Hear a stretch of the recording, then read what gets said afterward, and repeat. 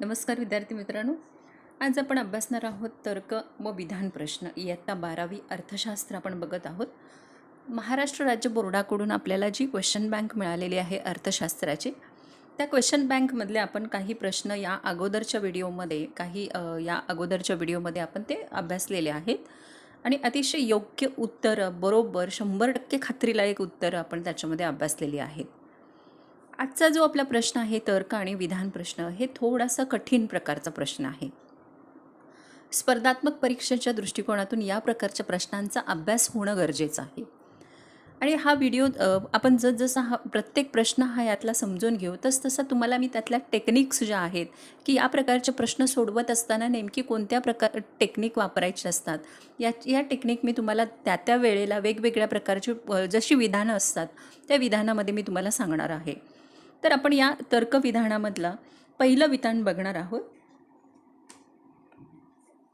या ठिकाणी तर्कविधानामधलं पहिलं विधान आहे सूक्ष्म अर्थशास्त्र विभाजन पद्धतीचा उपयोग करतोय. तर्कविधान आहे विभाजन पद्धत म्हणजे एका घटकाचा अभ्यास नसून संपूर्ण अर्थव्यवस्थेचा अभ्यास होय.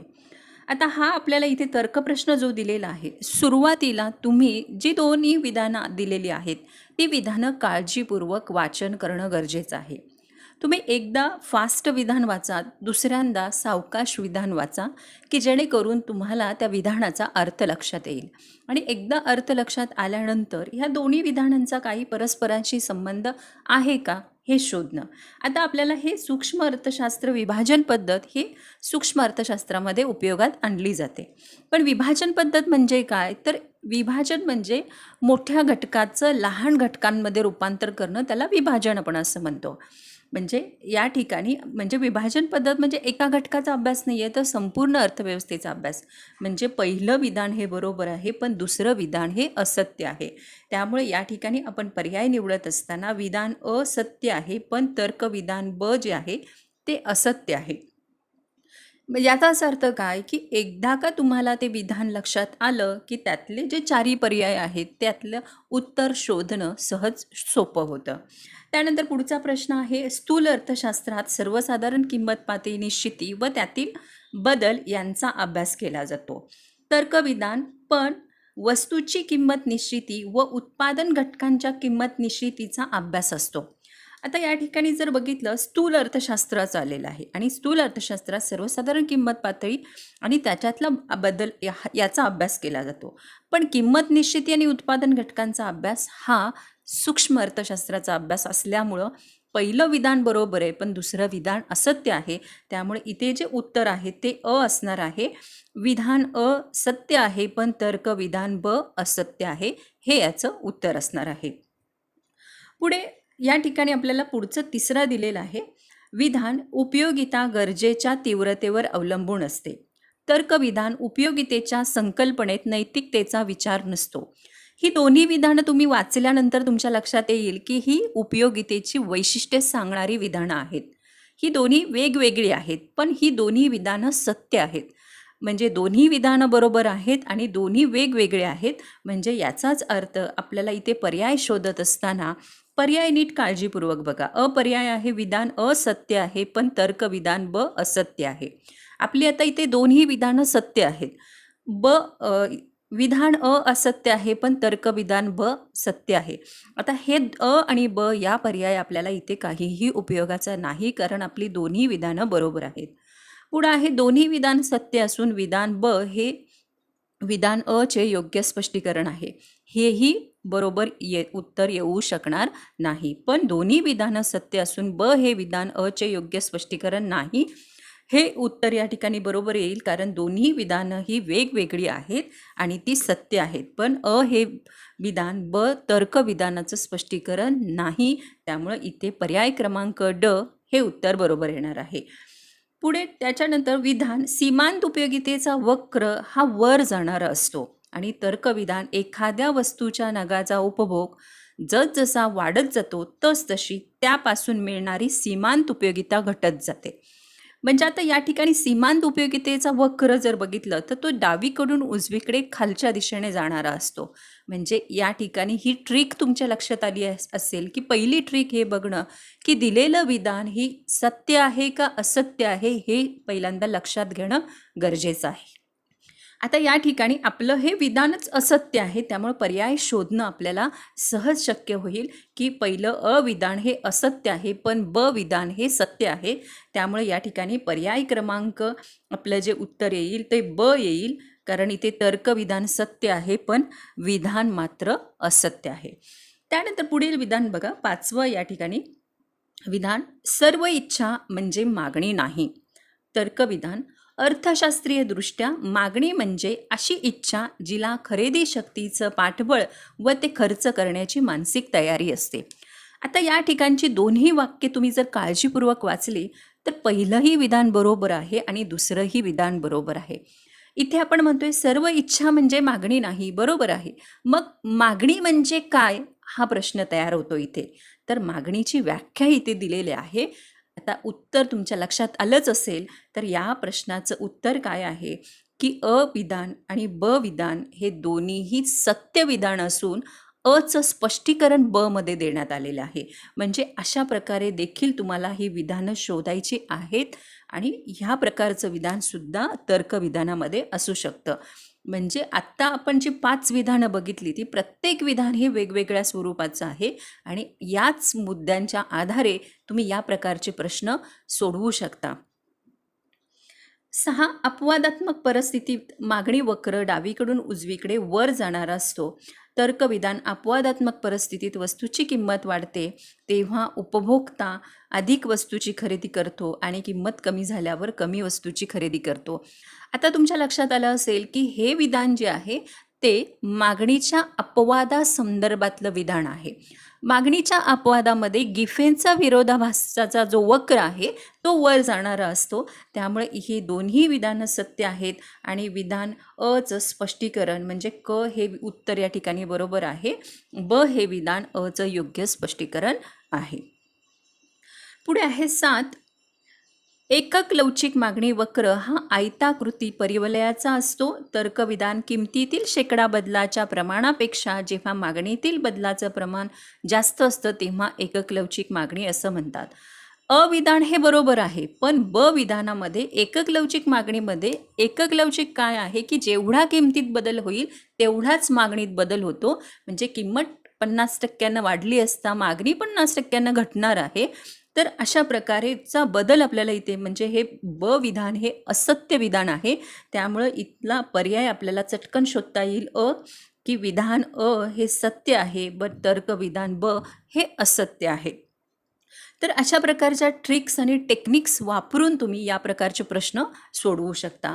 पुढे आहे विधान 8वं विधान जे आहे, एकूण खर्च पद्धतीमध्ये आपण मागणी वक्रावरील एखाद्या बिंदूची लवचिकता मोजू शकतो. तर्कविधान ब दिलेलं आहे की एकूण खर्च म्हणजे किंमत आणि मागणी यांचा गुणाकार होय. आता या ठिकाणी लक्षात आलं असेल की एकूण खर्च पद्धतीमध्ये बिंदू हे विधान चुकीचं आहे. कारण बिंदू पद्धती किंवा भूमिती पद्धतीमध्ये आपण मागणी वक्रावरील बिंदू ची लवचिकता मापन करत असतो. पण ब विधान सत्य आहे. त्यामुळे या ठिकाणी पर्याय क्रमांक ब असत्य आहे पण ब विधान सत्य आहे. हे उत्तर या ठिकाणी बरोबर येईल. पुढे आहे साठ्याशिवाय पुरवठा असू शकत नाही आणि साठा हा पुरवठ्याचा स्रोत आहे. बरोबर आहे, कारण साठ्यातूनच पुरवठा केला जातो आणि साठ्याशिवाय पुरवठा असू शकत नाही. म्हणजे ही दोन्ही विधानं बरोबर आहेत आणि अविधान हे ब विधान हे अचं योग्य स्पष्टीकरण आहे. पुढे 10 आहे, श्रमाचा पुरवठा वक्र हा खाली जाणारा असतो. तर या ठिकाणी श्रमाच्या पुरवठ्या वक्राचे हा खाली जाणारा असतो आणि एका विशिष्ट पातळीनंतर वेतनदर वाढल्यास श्रमाचा पुरवठा वर कमी होतो. तर यातलं ब पर्याय बरोबर आहे. विधान असत्य आहे आणि पण तर्क विधान ब हे सत्य आहे. पुढे आपल्याला इथे दिलेलं आहे पुढील विधान आपण बघूया 12, वस्तुभेद हे मक्तेदारयुक्त स्पर्धेचे महत्त्वाचं वैशिष्ट्य आहे. तर्कविधान ब, मक्तेदारयुक्त स्पर्धेत वस्तूंना जवळचा पर्याय उपलब्ध नसतात. आता या ठिकाणी ही जर दोन्ही विधानं आपण बघितली तर मग पहिलं विधान बरोबर आहे, पण इथे जवळचे पर्याय उपलब्ध असतात, आढळतात या बाजारामध्ये जवळचे पर्याय, त्याच्यामुळे इथे असत्य आहे, पण तर्कविधान ब असत्य आहे हे उत्तर येईल. पुढे आहे निर्देशांक हे सांख्यिकीय साधन आहे आणि निर्देशांक मूळतः किंमत पातळीतील बदल मोजण्यासाठी विकसित केला होता. आता आपण जर बघितलं तर ही दोन्ही विधानं आपली सत्य विधानं आहेत, परंतु ए आणि पहिलं अविधान हे बचं स्पष्टीकरण नाही. ही दोन्ही वेगवेगळी विधानं आहेत, त्यामुळे या ठिकाणी पर्याय क्रमांक ड हे उत्तर या प्रश्नाचं येईल. पुढे आहे निर्देशांकाची रचना करण्यासाठी अंकगणितीय माध्याचा वापर केला जातो. तर्कविधान अंकगणितीय माध्याचा वापर करून तुलनात्मकदृष्ट्या गणना करणं सोपं होतं. ही दोन्ही विधानं सत्य आहेत आणि या ठिकाणी ब हे अचं योग्य स्पष्टीकरण आहे. पुढं आहे राष्ट्रीय उत्पन्नात फक्त अंतिम वस्तू व सेवा उत्पादित मूल्य विचारात घेतलं जातं. तर्कविधान राष्ट्रीय उत्पन्न नेहमी पैशात व्यक्त केलं जातं. आता ही दोन्हीही विधानं बरोबर आहेत, कारण राष्ट्रीय उत्पन्नात अंतिम वस्तू आणि सेवांचं विचारात घेतलं जातं, म्हणजे ही दोन्ही विधानं या ठिकाणी बरोबर आहेत, परंतु ही दोन्हीही वैशिष्ट्ये आहेत राष्ट्रीय उत्पन्नाची, त्यामुळे इथे पर्याय क्रमांक ड हे उत्तर येईल की दोन्ही विधानं बरोबर आहे, पण ब हे अचं योग्य स्पष्टीकरण नाही. त्यानंतर पुढचं विधान आपल्याला इथे दिलेलं आहे हस्तांतरित देणी राष्ट्रीय उत्पन्नात समावेश करावा. निवृत्ती वेतन, बेकारी भत्ता यासारखी हस्तांतरित देणी सरकारी खर्चाचा एक भाग आहे. तर हस्तांतरित देणी ही राष्ट्रीय उत्पन्नात समावेश केली जात नाहीत, ती वगळण्यात येतात. त्यामुळे इथलं पहिलं विधान जे आहे ते असत्य आहे. त्यामुळे यातला उत्तर जे आहे या ठिकाणी उत्तर येईल की अविधान सत्य आहे, पण ब तर्कविधान हे असत्य आहे. एक मिनिट, या ठिकाणी ब पर्यायी उत्तर बरोबर येईल की अविधान हे असत्य आहे, पण तर्कविधान ब हे सत्य आहे. हस्तांतरित उत्पन्नांमध्ये निवृत्ती वेतन, बेकारी भत्ता ही सर्व हस्तांतरित देणी असतात. पुढे आपल्याला दिलेलं आहे इथे सरकारने केलेला खर्च म्हणजे सार्वजनिक खर्च होय. तर्कविधान सार्वजनिक खर्चामध्ये नागरिकांचं संरक्षण, त्यांच्या सामूहिक गरजांची पूर्तता, सामाजिक कल्याणासाठी केलेला खर्च इत्यादींचा समावेश होतो. तर या ठिकाणी ही दोन्ही विधानं बरोबर आहेत, त्यामुळे पर्याय क्रमांक क ब हे अचं योग्य स्पष्टीकरण आहे, हे या ठिकाणी बरोबर उत्तर आहे. पुढे आहे कर्ज उभारणं ही सरकारची सर्वसाधारण कृती आहे. तर्कविधान सरकारी खर्च सर्वसाधारणपणे सरकारी महसुलापेक्षा जास्त असतो. तर आता या ठिकाणी हे जे प्रश्न आहेत तर हे कर्ज उभारणं ही दोन्ही वाक्य आपली बरोबर आहेत आणि ही दोन्ही विधानं सत्य आहेत आणि या ठिकाणी अ हे ब पर्याय क्रमांक क हे याचं उत्तर आहे. म्हणजे काही वेळेला अशाही प्रकारचे संलग्न वाक्य या तर्क आणि विधानामध्ये विचारली जात असतात. त्यामुळे मी पुन्हा एकदा तुम्हाला सांगते की तुम्ही जे विधान दिलेलं आहे ते दोन्ही विधान एकदा दोनदा काळजीपूर्वक वाचन करून त्यातला अर्थ काय आहे हे लक्षात घेणं अत्यंत आवश्यक आहे. त्यानंतर पुढचं विधान आपल्याला दिलेलं आहे पतनियंत्रण करणं हे व्यापारी बँकेचं महत्त्वाचं कार्य आहे. तर्कविधान व्यापारी बँका ठेवी निर्माण करतात, ठेवीतून कर्ज देतात, कर्जातून ठेवी निर्माण होतात आणि त्यातून पतपैशाची निर्मिती होते.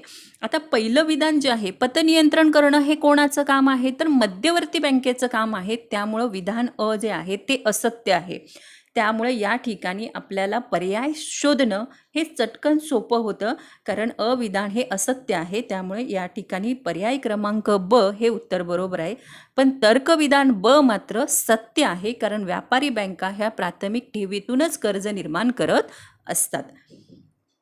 वायदे बाजार हा नाणे बाजाराचा महत्त्वाचा घटक आहे. वायदे बाजार ही एक अशी व्यवस्था आहे ज्यामध्ये समभाग, रोखे इत्यादीचा व्यापार होतो. वायदे बाजार मुळात हा भांडवल बाजाराचा भाग आहे, नाणे बाजाराचा नाही. त्यामुळे विधान अ हे असत्य आहे. आता तुमच्या लक्षात आलं असेल की उत्तर काय आहे, तर उत्तर ब आहे, कारण अ असत्य आहे आणि तर्क विधान ब मात्र सत्य आहे. त्यानंतर पुढे दिलेले आहे व्यापार ही आर्थिक वृद्धीची गुरुकिल्ली आहे. ब देशाच्या आर्थिक विकासात व्यापार महत्त्वाची भूमिका बजावते. ही दोन्ही वाक्ये एकमेकांना संलग्न वाक्य आहेत. आर्थिक गुरुकिल्ली आहे असं का म्हटलेलं आहे? कारण आर्थिक विकासात व्यापाराची भूमिका महत्त्वाची आहे. म्हणजे या ठिकाणी पर्याय क्रमांक क हे बरोबर आहे, कारण ब हे अचं योग्य स्पष्टीकरण आहे. तर अशा प्रकारे आपण या ठिकाणी जे तर्क आणि विधान प्रश्न आहेत ते प्रश्न जवळपास संपवलेले आहेत. इथे तुमच्या लक्षात आलं असेल काही टेक्निक्स, की प्रत्येक विधान हे काळजीपूर्वक वाचणं, विधानातला अर्थ तर्कसंगत लक्षात घेणं, व्याख्या याच्यासाठी पाठांतर असणं आवश्यक आहे. 22 या ठिकाणी विधान आहे. व्यवहार तोल व्यापार तोलाला व्यवहार तोल असेही म्हणतात. तर्कविधान, व्यापार तोलाचा संबंध दृश्य व अदृश्य वस्तूच्या आयात निर्यात मूल्याशी येतो. आता व्यापार तोलाला आंतरराष्ट्रीय व्यापार तोल असं म्हटलं जातं. त्यामुळं पहिलं विधान जे आहे ते असत्य आहे आणि मात्र ब विधान सत्य आहे. त्यामुळे तुम्ही आता पर्यायी उत्तर तुमच्या इथे पटकन लक्षात आलं असेल की ब हे उत्तर बरोबर आहे, कारण असत्य आहे, पण ब तर्कविधान हे सत्य आहे. तर अशा प्रकारे विधान आणि तर्क हे प्रश्न आपण या व्हिडिओमध्ये बघितलेले आहेत. हे फक्त तुम्ही या तर्क आणि विधानाचे प्रश्न म्हणजे तुम्ही इथे समजून घेतलेले आहे की कशा प्रकारे आपण ही उत्तरं याची लिहू शकतो. म्हणजे स्पर्धात्मक परीक्षेच्या दृष्टिकोनातून सुद्धा तुम्हाला या प्रकारचा प्रश्नप्रकार अतिशय उपयोगी आहे. त्यामुळे तुम्ही हा व्हिडिओ शेवटपर्यंत बघितला त्याबद्दल धन्यवाद. असेच तुम्ही अद्याप अजूनही या चॅनलला सबस्क्राईब केलं नसेल तर नक्की सबस्क्राईब करा, व्हिडिओला लाईक करा आणि शेअर करा. धन्यवाद.